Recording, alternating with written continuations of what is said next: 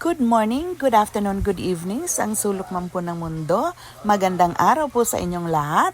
At ito po, ipapakita ko po sa inyo kung gaano kakulit si kulit kapag nasa labas ng bahay.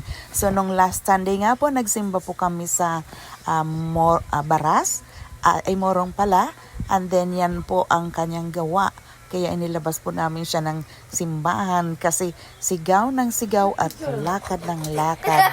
So ayan, sinusundan niya si kuya niya at palakad-lakad. Yan. At nakita niya po yung rebulto doon sa loob. Ayan po, at gusto niya pong pumasok. Ayan.